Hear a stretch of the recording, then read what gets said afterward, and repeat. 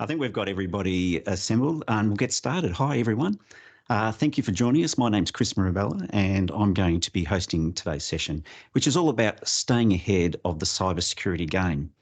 Now, there isn't a more topical subject in IT than cybersecurity, and we're delighted to have one of Australia's foremost experts on the subject, Glenn Maiden, here today as our special guest. Joining him later on will be two of our partners, Steve Allen and Max Sokolmanov. Max has ironically come down with a virus, so if Max goes a distance, will remain to be seen. But they'll be both here, and they are both themselves respected specialists in the IT space. Now, feel free to post your questions in the Q&A section here in Teams as we move through today's session, and the team have assured me that they'll try to get as many of those as possible. Now, before I introduce Glenn, I'd like to give you some background about our business here at Intellect IT. We're based in Melbourne, and last year we celebrated our 20th anniversary as a provider of IT solutions and managed services. You don't celebrate a milestone like that in this industry without doing a lot right. Apart from being what we like to regard ourselves, which is a best-in-class service provider, the other main reason for our success and longevity is that we believe the best technology solutions are designed for a specific purpose. We offer a wide range of solutions from all the leading vendors because the needs of our customers cover a wide range of requirements. In other words, using the best tool in the market for the job. But it's not just about the products and expertise, it's the experience that our team have that we believe sets us apart from most of our competitors. Whether it's storage, backup, networking, or today's subject, which is protecting your business from security threats, we have every angle covered. We regularly deliver projects to our customers in areas such as wired and wireless networking, server computing and storage, both on-premises and in private or public cloud. And again, all aspects of security. Over the years, many of our clients have trusted us by outsourcing their IT management to us via our managed service offering. We use industry-leading remote monitoring tools to monitor their environment 24 hours a day. And we react proactively to ensure that they experience the highest levels of uptime possible. Our team are really friendly and knowledgeable, and the service desk team are on hand to take calls from your user base and ensure that inquiries are dealt with promptly. Okay, now on to today's topic. Security has become an increasingly large focus for us at Intellect IT in recent years, and it should be. That's probably no surprise to anyone. The security landscape is literally changing every day. Cybercrime has become a huge money-making enterprise for organised crime and even some not-so-organised criminals. And the spectre of nation-state threat actors is on the increase as well. Everyone's a target. It's a challenge for all of us to stay ahead of these threats. At stake is reputational damage, disruption to business, and the exposure of sensitive commercial and sometimes personal data. No one wants that. Glenn Maiden has more than 20 years of experience in Australian government, having worked with defence and national security. After he concluded his tenure at the Australian Taxation Office as the agency's cybersecurity chief advisor, he quickly found himself as someone in demand from the private sector, and now he heads up FortiGuard Labs in Australia and New Zealand. Glenn works closely with the National Computer Emergency Readiness Team to identify security issues and share threat information at a national level. He's also involved in international efforts to combat cybercrime and is working with organisations such as the World Economic Forum and Interpol. Wow, that's some CV. Personally, I'm really excited to hear him speak today. Welcome, Glenn. Did we get all that right? And thank you for giving us your time, Glenn. Thank you very much, Chris. The only thing you got wrong was calling me an expert. I think anyone that thinks they're an expert in this business, might be a bit delusional, but, we try and stay ahead, as the topic of this webinar is so rightly called. Well, Glenn, I'll let you get started. The floor is all yours. Thank you very much, Chris. So what I wanted to do just very, very quickly was give an overview around FortiGuard Labs and threat intelligence. And then we'll move into a Q&A where we'll get into sort of some of the more interesting discussions in a bit more of an interactive way. So rather than me just sort of droning on about my stuff, we thought it'd be much more interesting for everyone to hear us talk about it in a little bit more of an interactive sort of format. But in terms of FortiGuard Labs, we are actually one of the biggest private threat intelligence organizations in the world. Now, if you think of Fortinet, most people think of us as a firewall vendor, or a lot of people do. They're quite incorrect. We've got about 50 different products. But if you think of firewalls alone, we've got over 10 million firewalls that are shipped globally. to every corner of the planet in every industry vertical. So all those firewalls alone are giving us a really almost unprecedented sort of visibility into the attack environment. So we're actually seeing over 200 billion threat events a day that we're looking at, trying to understand what the bad guys are up to, trying to categorize the attacks into some way that we can actually understand the attacker behavior and build up protections to protect all of our customers. Now, all those attacks, and as I said before, besides firewalls, we've also got things like deception technologies. We've got endpoint detection and response technologies. We've got web filters. We've got email filters. All these different security capabilities come into our FortiGuard Labs environment, and there we've got over 500 people that are looking at all these threats and categorizing them and trying to understand them. So that's just the people. We're also very, very big, and we're early pioneers in AI and ML. So we're pouring all this information into our sort of vast data lakes, AI ML systems, with the attempt to try and sort of categorize and bucket up some of these attacks into something that we know, that we can understand, build a protection for, and then we spit it out that dark blue side in this particular diagram here to show to protect all the Fortinet ecosystems. But obviously, working with people like Intellect IT, it's a team sport. So we work really, really closely with partners like Intellect IT, but we also work globally and internationally with a whole bunch of other partners to try and sort of stifle the threat environment. So we mentioned before that we did a bit of work with Interpol and World Economic Forum. So we actually started up the World Economic Forum Centre for Cyber Security. We work with organisations like the Cyber Threat Alliance, sharing with partners and even our competitors, trying to protect the world. But the important thing that we also do is work locally here with the big end of town and with certs. So I share information with our Australian Cybersecurity Centre. I've got relationships with some of the big telcos, some of the big enterprises. And the idea being is it's a bi-directional conversation that we have trying to understand that threat. But as one of the really, really good, I guess, or one of the really big benefits of having all this information, it lets us, with a level of confidence in empirical data, make some calls about the threat environment, where it's going, some of the trends, and we can make a few predictions. So, on the next slide, I'll just give you a bit of an overview of some of the things that we're seeing over the last sort of 12 months and where we think it's going in the next 12 months and beyond. Now, if you look at this pie chart, the espionage in the dark blue, we're going to talk about this a little bit later. But if you go back not that long, probably only sort of a few years, I think that slice of the pie would have probably only been 5 to 10%.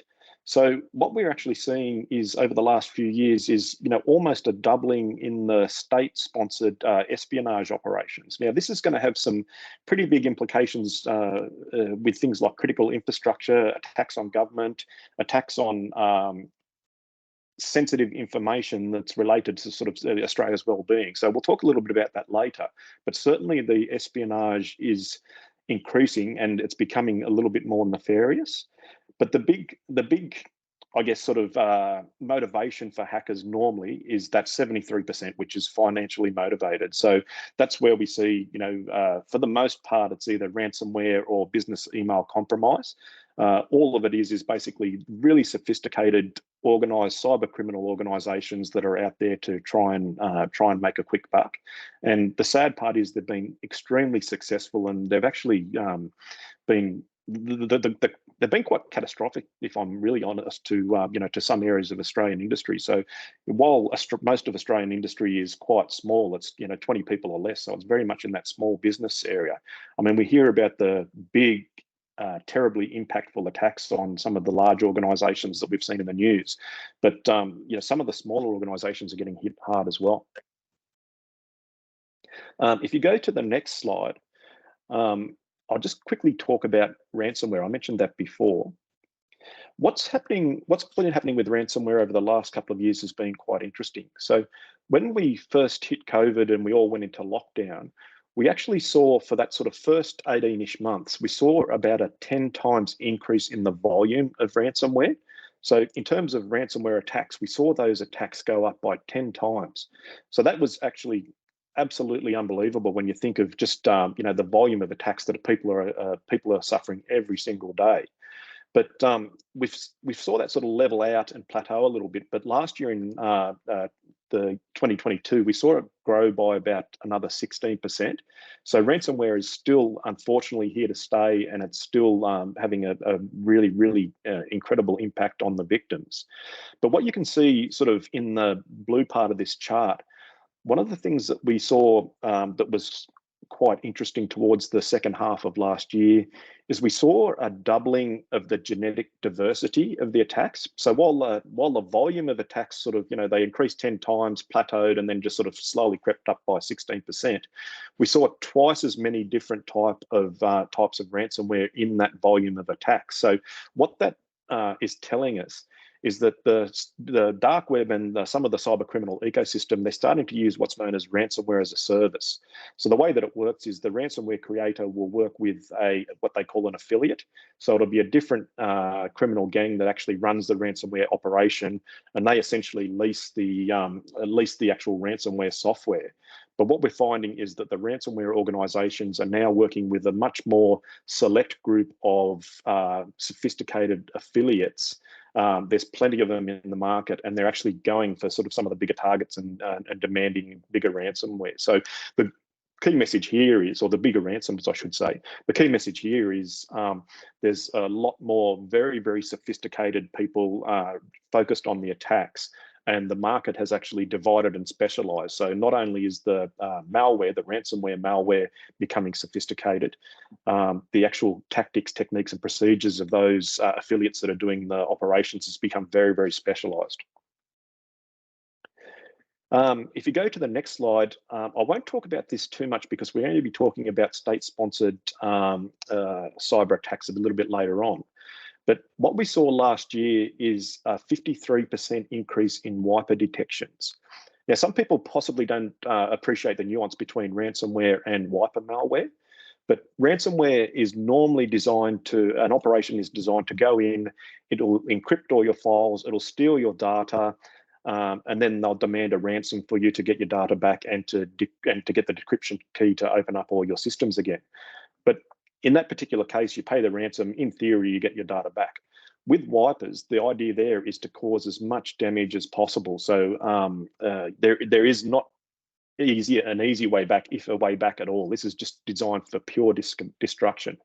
Now, the interesting thing here, obviously, it's been about a year and a little bit since Russia invaded the Ukraine, and that's where we started to see a real spike in wiper activity against the Ukrainians. But interestingly, and we'll talk about this a little bit later on, we're starting to see some of that wiper malware be used by cyber criminals, as well as sort of spilling over into other areas of the globe. Now, we'd sort of assume, it'd be a reasonable assumption to say, oh, well, it's either going to be the Ukrainians or NATO or people involved in supplying arms to the Ukraine. You would think that that would be the targets, but we're actually seeing it start to spill outside of that assumption. So that's not necessarily true.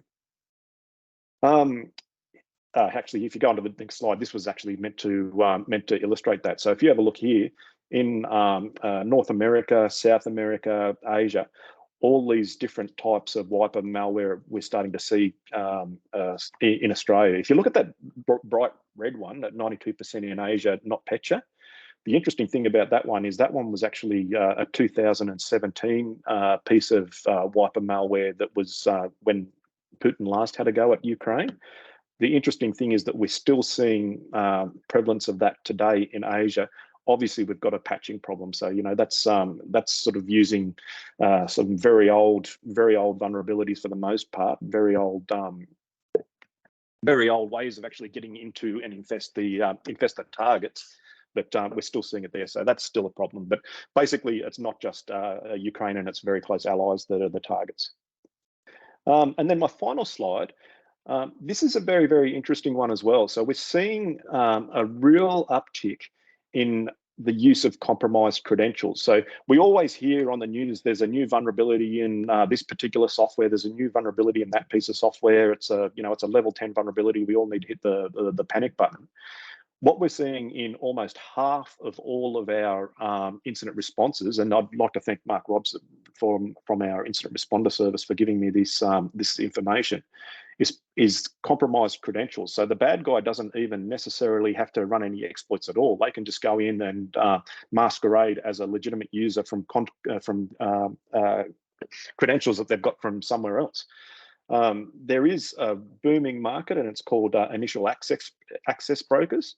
So they've actually got a business model where they go through, they compromise credentials. So whether it's either through a phishing attack or whether it's through some sort of watering hole attack, and they get your username and password through whatever means, they'll then sell that to those affiliates that are running the ransomware campaign or the other malicious campaign. So in this particular case, not even any malware is necessarily needed to get into someone's network. So this is new, and this is an emerging trend. So yeah, again, the data doesn't lie. So that's just sort of the very, very high level overview of what we're seeing at the moment, and hopefully we'll be able to dig into some of these a little bit more in the Q&A. Well, good on you, Glenn. Thank you. Yes, it's very interesting. I'm sure there's a lot there for our audience to go through. And look, just as Glenn has already alluded, we're going to try and make this very active. And in the interest of not turning this into another death by PowerPoint experience, we'd like to make the remainder of the session very interactive. We'll begin with some questions that have been personally curated by our team at Intellect IT. And if anyone in our audience has a question for Glenn, please don't be shy. Enter it into the Q&A tab at the top of the screen. But I'd like to introduce Steve Allen from our firm for the fireside chat part of this presentation with Glenn. G'day, Steve. How are you going? Thanks, Chris, and good morning, everyone. So I've prepared a list of pertinent questions for Glenn that I'm hoping you're going to find interesting. So here goes. There we go. So first of all, exactly who are the targets, Glenn?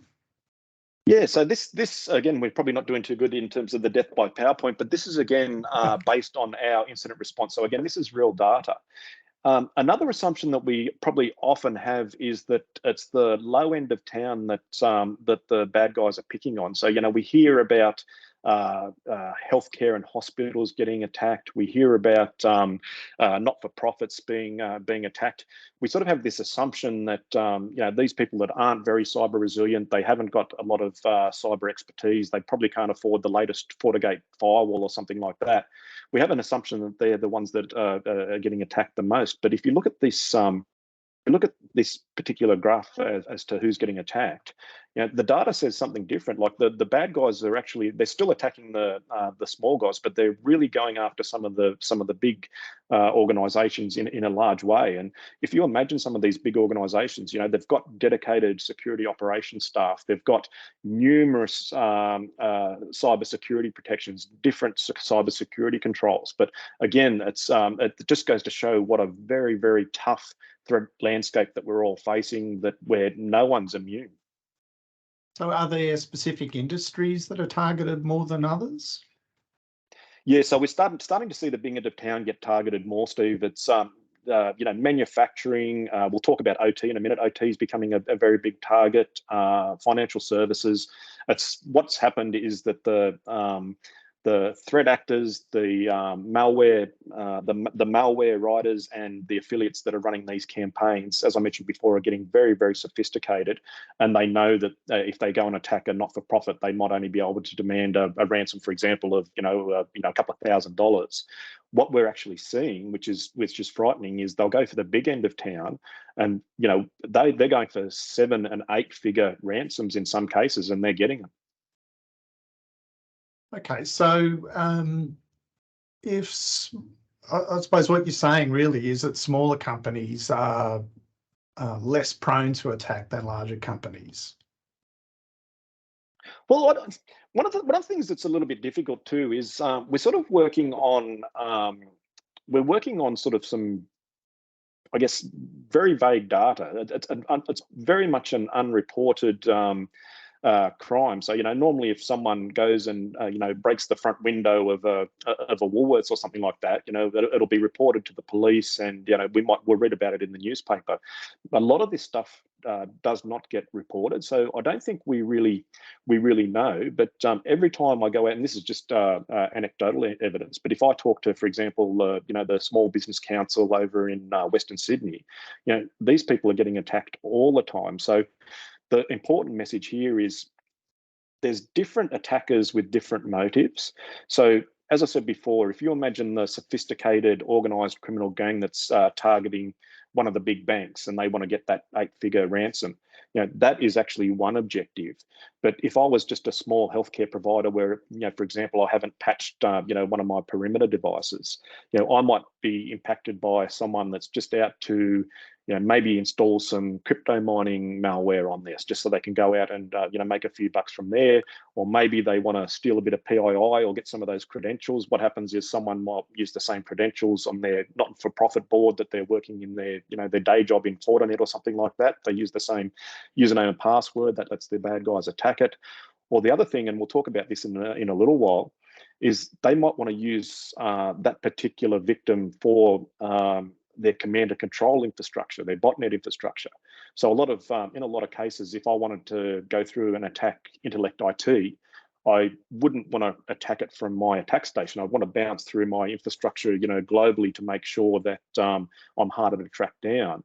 But also sometimes people do geographic blocking. So, Intellect IT probably blocks all connections from North Korea and from Russia, for example. So what I want to do is have my last hop maybe in a small healthcare provider sort of, sitting out of Sydney or something like that, so I can get around geo-blocking. So again, that's a very long explanation as to why everyone's a target, and it's not always that sort of financial target for the criminals. There's other reasons as well. Yeah. It sounds like the smaller companies really can't afford to be any less vigilant than the larger companies. Absolutely not. And I think that the key thing is, I always sort of talk about threat-informed defense, but if you can sort of have a look, and even if it's a lawn mowing business, that might be enough for you to be a target for some sort of criminal, and then you need to build your security controls, specific to the threats that you're likely to face. So you have to understand, where you're exposed and who might be interested in your data and your business. Okay. So exactly what is the average size of a reported breach currently? So I actually did a little bit of reading on this in the last little while. The numbers vary. So it goes anywhere from $120,000 through to $1.24 million. I read another number of $30.35 million. So I went through and had a bit of a read of the Australian Information Commissioner, and he's saying of the 33 of the 40 breaches that affected over 5,000 Australians were caused by cyber incidents. Over 33 of those 33 cyber incidents that they looked at, 15 were ransomware, 10 were compromised or stolen credentials, and 7 by hacking and 1 by malware. So while it's a bit hard to say exactly how big every single breach is, the number of breaches are not coming from inside a threat, for example, or they're not coming from some other type of employee mistake. They're coming from targeted cyber incidents, and the cost of it is anywhere between 120K to 3.35 million. But one final point I'd like to make to how much are these things costing. Of note that we've seen some of those massive breaches we've seen in the last 12 months, the government's gone and they've increased the breach penalty from what was about 2.2 mil up to $50 million. So one of the biggest costs of a breach, I mean, obviously if you get breached, you've got to go through, you've got to work with your customers, you've got to potentially clean up and bring outside expertise in, you've got to buy new infrastructure, et cetera, et cetera, et cetera. So that all costs a lot of money. But one of the big costs is the penalties that you get for breaching PII. If you're working internationally, you've got a European GDPR to worry about. So now all of a sudden the cost of a breach, even if it affects these 5,000 or more people, according to the Australian Information Security Commissioner, you could potentially be facing a $50 million breach if you haven't done your homework. So a $50 million penalty. So the cost of the breach is large and getting larger just from a penalty perspective. Yeah, okay. So the Australian government's obviously working hard to make Australian businesses take it seriously and impose penalties if need be. Yeah, the Minister for Home Affairs, Claire O'Neill, recently announced that she wants Australia to be, pretty much the most cyber secure country to do business in the world by 2030. So, I think there's going to be an increasingly lessening amount of tolerance for people that don't get cyber right, or people that don't do their due diligence. Right. Okay, so the next topic I wanted to, I've skipped a little bit too far there. I want to move on to is critical infrastructure. So how much of a target is critical infrastructure? So we did touch on this before. So the very short answer is it is a massive target and it's becoming even bigger. Let me just quickly touch on the Australian Government Security of Critical Infrastructure Act. So that act was made legislation back in about 2018, and it only covered sort of ports and a few other sort of small niche sort of areas of Australian critical infrastructure.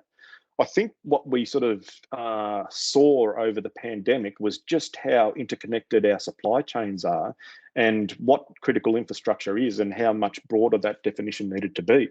So I won't list them all, but you can see in the slide, it goes everything from electricity to food supply to defence to space.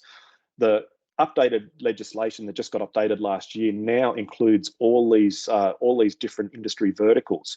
And before, the requirements on these verticals were not quite as onerous. You had to be part of a list, you had to have be part of an asset register, and potentially the Minister for Home Affairs, you had to inform them if you had a breach and they could potentially come in and help. So the legislation now is you have to do what they call is active defence. So you have to go through, you have to make sure that you've done vulnerability assessments, you have to understand all your assets, you have to have a register of all your different assets, you have to communicate that to Home Affairs, and you have to have a risk management plan, all these different things that you now have to do if you run some of these critical infrastructure entities sort of throughout Australia. So the government is aware it's a target. There's two sort of really interesting, I guess, sort of case studies that we've seen over the last 2 years. So we saw an organisation called JBS Foods, JBS Meats they actually are. They're actually run out of Brazil. Their headquarters got hit by ransomware.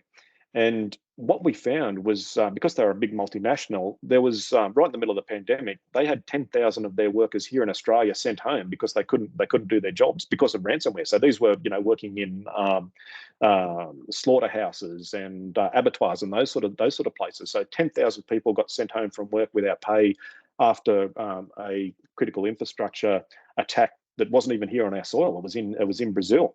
Colonial Pipeline, which was interesting. So that was another ransomware attack where they took out some of the businesses' IT systems, which is some of their financial systems, and that actually led to really severe critical shortages of petroleum and oil in that what is it? It must be the northwest part of America. So this Colonial Pipeline, pumped oil all the way sort of from down at Texas, all the way up to that sort of northwest corner of northeast corner, I should say, of the US. So again, another ransom operation meant that people were lining up for hours and hours trying to get fuel. So these critical infrastructures are very interconnected and a massive target. Yeah.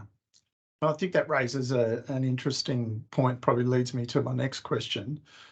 Because as you quite rightly pointed out, during COVID-19, certainly during lockdown, we saw the pressure that was put on principally on our food distribution and supermarkets, so food retail businesses as well. So there's probably a lot of companies that don't consider themselves to be providing critical infrastructure. So what kind of companies should consider themselves to be targeted as critical infrastructure? Yeah, look, again, that's quite a difficult question. So the way the government defines it is they call it a critical infrastructure entity. So that might be for example, a transport company or something like that. But I think if you think about it, and we mentioned this before when we're talking about sort of, we need to understand our attack surfaces. So it's because these things are so interlinked, you imagine if you were potentially, we saw an attack recently on some point of sale devices. So, while that would maybe fall under that sort of retail or finance category, maybe someone that's just rolling out ATMs to to shopping malls or something like that is also potentially critical infrastructure if people can't get to their pays or whatever. So I actually think the tentacles of critical infrastructure probably go out far further than the list that we've got there. Yeah. Okay. I mean, I imagine, you can sort of think if if you haven't got electricity for a couple of days, just how quickly things can go, very, very chaotic, very, very quickly. Yeah, yeah. And I think the classic definition of critical infrastructure that most people think of is probably the big utilities, but in actual fact, it is a lot more broad than that.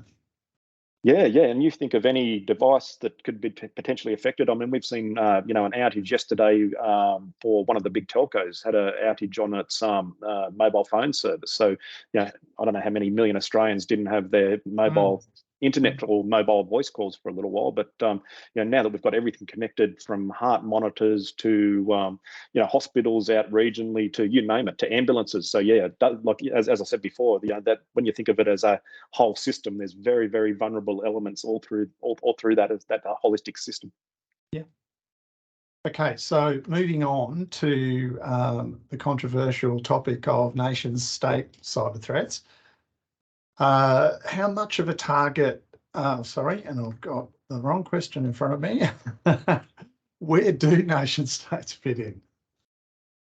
So this is the stuff, if I'm honest, Steve, that keeps me up at night, because one of the things that I've seen over the last probably 5 or 10 years since ransomware became quite prominent is ransomware is still getting in, as you saw from those facts that I did at that overview I did at the start. So ransomware is still super common. It's still super successful. They're still making heaps of money out of it.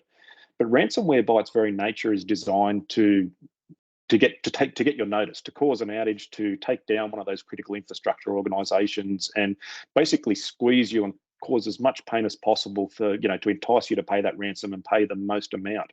So from a nation state perspective, if you think about that, it's the exact opposite. So what a nation state was normally defined as an APT, as I mentioned before, it's normally working for a government.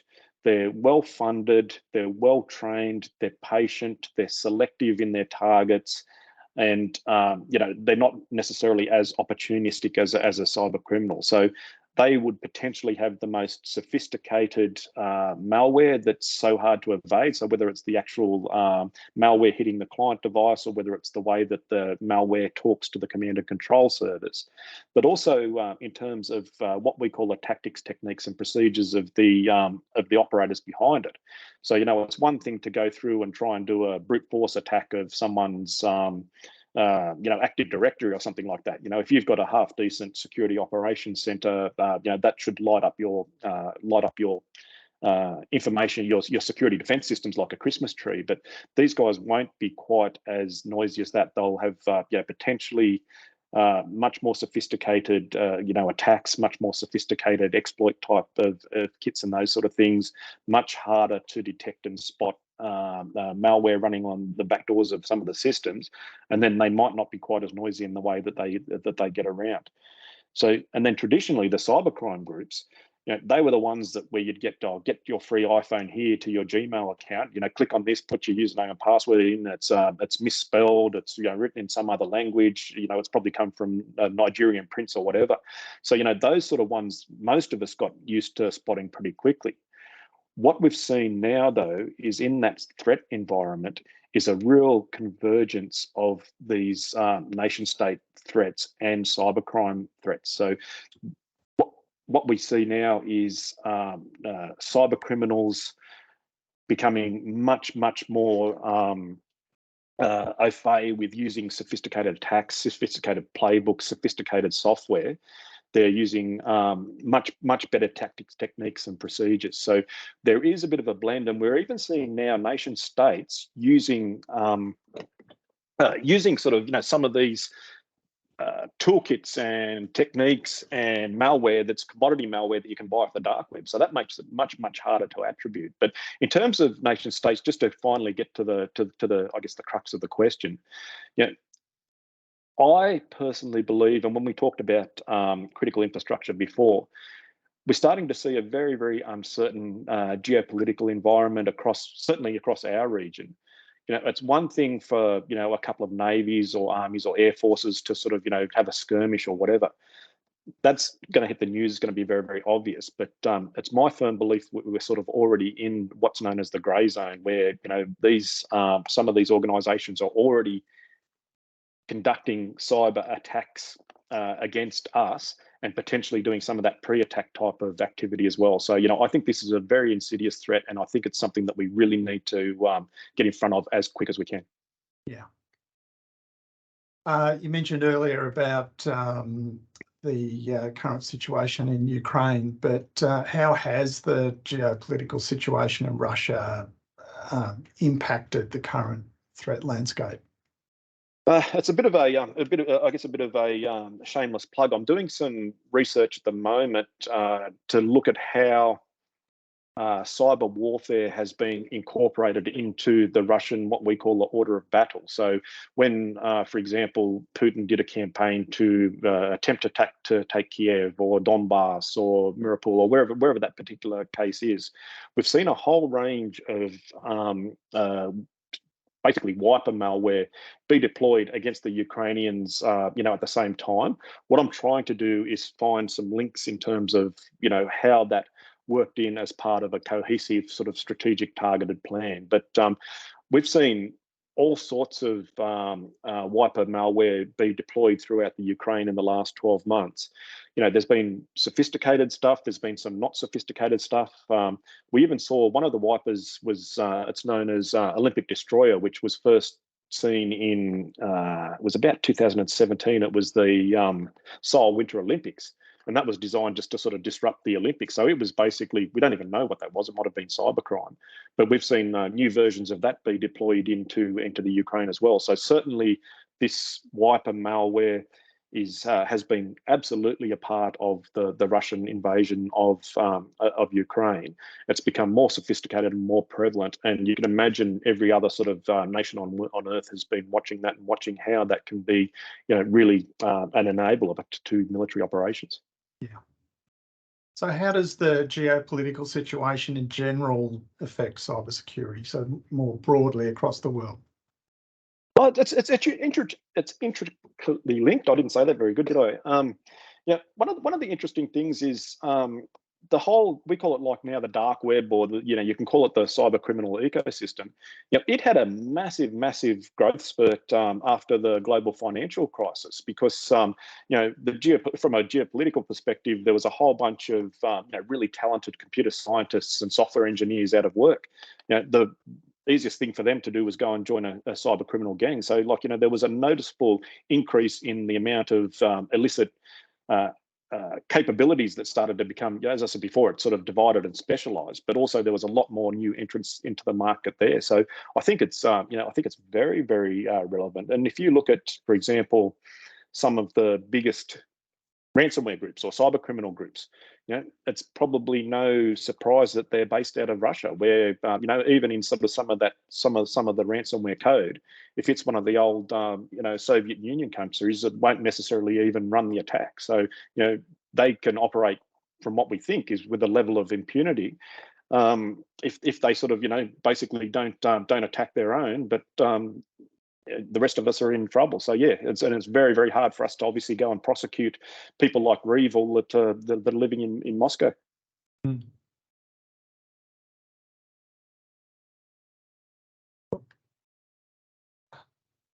Hey, and lastly, I hear this term, the cyber kill chain, used quite often. Can you explain a little bit more about what this means? Yeah, this is really good. I mean, information security industry sort of is becoming more and more, I guess, mature over time. So we're sort of 20 years old now. But sort of prior to things like the kill chain, you know, whether it was a cyber security, an expert company like Fortinet, or whether it was an expert company like Intellect IT, the way that we would describe a cyber breach, you know, would be completely, you know, up to us. We just sort of, you know, describe it the way that suited ourselves. Where that made it difficult was in the middle of a breach or in the middle of a response was, you know, I'm talking about apples and you're talking about oranges. So Lockheed Martin was the company that developed this kill chain. It's a military term that they've applied to cyber. And essentially what it is a framework to describe a breach and it's broken it down into sections. Now, the cool thing is, you know, whether it's a ransomware attack by a cyber criminal gang, or whether it's one of those advanced persistent attacks by a nation state, they have to go through this process that you can see there in one form or another. So just simply, you know, if I wanted to attack my target, I have to do reconnaissance. You know, I'll go through, I'll scan the outside of their network, I'll look to see if there's any vulnerable devices, I'll look to who, like potentially whether it's social media, I'll find out who works there, I'll see whether there's potentially any compromised credentials, or maybe I can try and guess them. But I'll do reconnaissance against that particular target. Then I need to weaponize that into an attack. So that's basically, you know, it might be they might have a vulnerable VMware server on the perimeter, or a Apache server or something like that, and I'll deliver an attack. You know, in that case, it'll be some sort of a remote exploit, or maybe from a delivery perspective, it might be something as simple as a malicious phishing email that I send, you know, with a Word document or Adobe document sort of embedded in there, where I get someone to click on it, and that gives me initial exploitation of their device, get into the initial foothold of the network, and that's where my attack can start to begin. So what I'll do then is I'll install my malware on that particular target. If it's a phishing attack, I'll install it on the victim that clicked on the document. If it's a remote attack against a remote exchange server or something like that, I might install a web shell on that, and then I'll start to move throughout the network, because now I'm on the inside. I'll install more and more malware just to make sure that my presence is persistent and secured. And then I'll do command and control. What I'll normally do is I'll beacon out to the botnets that I mentioned before, saying, what do you want me to do? Do you want me to look around? Do you want me to do a directory of the C drive of this computer to look for any documents, whatever? Command and control lets me do, and we haven't actually got the name on there where that bad guy with the hat on is, but that's known as action on objectives, that last bit. So my action on objectives might be, if I'm a nation state, to do espionage, to steal your data. But if I'm a cyber criminal, I might want to go through and encrypt every single sort of share drive that I can find, and then demand a ransom. But you know, the good thing about this kill chain is now we can start to break an attack up to the sum of its parts. And when we're talking about something, we can talk about it consistently. Right. Well, Steve, I'm going to jump in there because I'm just mindful of time, and we want to give the audience a crack at this. And I think there's obviously a lot to take in, and there's a lot of very global macro point of view, but we just want to encourage the audience, if you've got something close to home, something that's even more relatable to your organisation and security threats, don't be shy, jump in there. I know somebody already has. And at this stage, I want to introduce Max Sokolmanov, who has gotten off the mat today to join us here, and he's our resident expert on cybersecurity here at Intellect IT. Max, you've been listening to both of these guys go at it. I'm sure you've got a lot to contribute as well, and we'll just want you to be on standby for any questions. I'll get you to talk to Heidi's one, who's gone in there early, but I have one just a continuation, just to finalise that whole global discussion, Glenn, just to you, that other thing going around at the moment, artificial intelligence, AI, is that something that's emerging, that the bad guys are using AI and, you know, chat GPT and all that sort of stuff to sort of leverage their activities? Yeah, and it's getting very, very, very worrisome. So, I mean, I've used ChatGPT's got a couple of guardrails, so you can't actually get it easily to do something illegal. But depending on how you prompt it, you know, I could say, well, there's a vulnerability, for example, in a piece of software. Can you tell me how to protect myself? Write some Python code for me to scan that for that vulnerable code. and I've done this before, and Chat GPT has actually spat out better Python code than I could ever do that would allow me to probe for that. So then, I could potentially go out looking for vulnerable devices. So absolutely, you can just use something like ChatGPT to look for exploits. And I note that there's people on Reddit that have actually already jailbroken it and can get it to do illegal stuff as well. But even from just from a phishing law perspective, as I mentioned before, the terrible misspelled, badly translated emails that we've got. We get to the point now where someone could say, write an email that sounds like it comes from Glenn Maiden, and it'll have my the way that I would write. And again, with some of the deep fakes now, they're getting to the point where they're basically indecipherable from reality. So you imagine if someone got a video FaceTime call or something like that, indecipherable from reality. And we've actually even seen some scams recently even in Australia where criminals were using AI to mimic the voice of people's mothers or something like that, or their kids. Hey, mum, I'm in hospital, I'm in trouble. Can you send me some money? So sounds, for all intents and purposes, it's synthesized the exact voice of the victim's kid. So yeah, this is becoming really, really, really concerning. Max, hi Max. I should have said hello, Max. Hi. Get your jump in there, Max. What are you seeing coming through? I could probably take over, Chris, because I think Max's voice is breaking up. So give us a wave, Max. We do have a couple of questions. Right. One from Heidi, which reads, you've mentioned the Critical Infrastructure Act. What are the requirements we need to meet? And where would we find that information, which I think is probably the really key part to that question. Yeah, look, to be honest, the requirements, it's a bit, it's been a little bit controversial, but the requirements are not that onerous. It's stuff that we should be doing as a bare minimum anyway. So I think you can probably even just put into Google, but it's basically under the Department of Home Affairs. That's the Critical Infrastructure, the Security of Critical Infrastructure Act. As I said before, and there was an amendment in 2022. So the original legislation was 2018. That's come up to 2022. But the key things, it's easy to say, isn't it? But nothing's as easy to do as it is to say. But the key things are, understand the assets that you've got, have them as part of a register. Make sure that you've got some contact details that you can give to Home Affairs. Do some basic vulnerability analysis and have a security risk management plan. So, as I said, like most of us should be doing this anyway. Obviously, it's going to be a lot more difficult for the the small end of the small and medium enterprise. But even doing this from a compliance perspective is a good thing because it might just make you that much more resilient for a potential attack. But Home Affairs is your friend. It's all on their website. Yeah. And Glenn, probably just something I can throw in there on the regulation side of things. I think the ACSC's website is probably a pretty good place to go to as well, with just information from the government pertaining all things cyber. 100%, Steve. Yeah. So the ACSC writes something called the Information Security Manual. Now, that's got about 1,000-ish security recommended controls in it that normally is designed for government. So in a lot of cases, some of those controls won't necessarily be appropriate for your particular business.